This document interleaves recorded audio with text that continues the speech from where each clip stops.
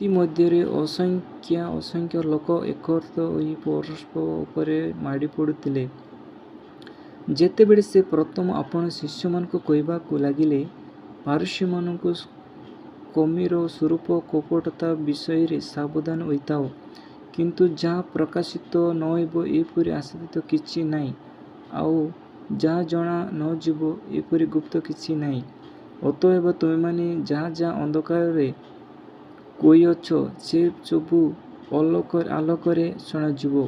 ପୁଣି ଯାହା ଗୁପ୍ତ କୋଠରୀରେ ଗୋପନ କହିଅଛ, ତାହା ଘର ଛାତ ଉପରେ ଘୋଷଣା କରାଯିବ। କିନ୍ତୁ ମୋର ବନ୍ଧୁ, ଯେଉଁ ତୁମମାନଙ୍କୁ ମୁଁ କହୁଛି, ଯେଉଁମାନେ ଶରୀର ବୋଧ କରନ୍ତି, ମାତ୍ର ତା ପରେ ଆଉ କିଛି କରିପାରନ୍ତି ନାହିଁ, ସେମାନଙ୍କୁ ଭୟ କର ନାହିଁ। କିନ୍ତୁ କାହାକୁ ଭୟ କରିବ, ତାହା ମୁଁ ତୁମମାନଙ୍କୁ ଜଣାଇବି। ବୋଧ କଲା ଉତ୍ତାରେ ନରକରେ ନିକ୍ଷେପ କରିବା ନିମନ୍ତେ ଯାହାଙ୍କୁ ଅଧିକାର ଅଛି, ତାହାଙ୍କୁ ଭୟ କର। ହଁ, ମୁଁ ତୁମମାନଙ୍କୁ ସତ୍ୟ କହୁଛି, ତାହାଙ୍କୁ ଭୟ କର।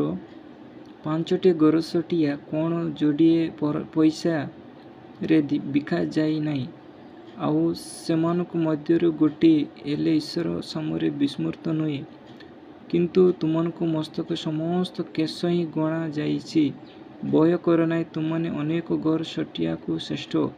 ଆଉ ମୁଁ ତୁମମାନଙ୍କୁ କହୁଛି, ଯେ କିଏ ଲୋକଙ୍କ ସାକ୍ଷାତରେ ମୋତେ ସ୍ୱୀକାର କରିବ, ମଣିଷ ମଧ୍ୟ ଈଶ୍ୱରଙ୍କ ଦୂତମାନଙ୍କ ସାକ୍ଷାତରେ ତାହାଙ୍କୁ ସ୍ୱୀକାର କରିବ। କିନ୍ତୁ ଯେଉଁ ଲୋକ ସାକ୍ଷାତରେ ମୋତେ ଅସ୍ୱୀକାର କରିବ, ଯେ ଈଶ୍ୱର ଦୂତମାନଙ୍କ ସାକ୍ଷାତରେ ଅସ୍ୱୀକାର କରାଯିବ। ଆଉ ଯେ କିଏ ମଣିଷପୁତ୍ରଙ୍କ ବିରୋଧରେ କଥା କହିବ, ତାହାଙ୍କୁ କ୍ଷମା ଦିଆଯିବ, ମାତ୍ର ଯେଉଁ ପବିତ୍ର ଆତ୍ମାଙ୍କ ବିରୋଧରେ ନିନ୍ଦକ କଥା କହିବ, ତାହାକୁ କ୍ଷମା ଦିଆଯିବ ନାହିଁ। ଆମେନ୍।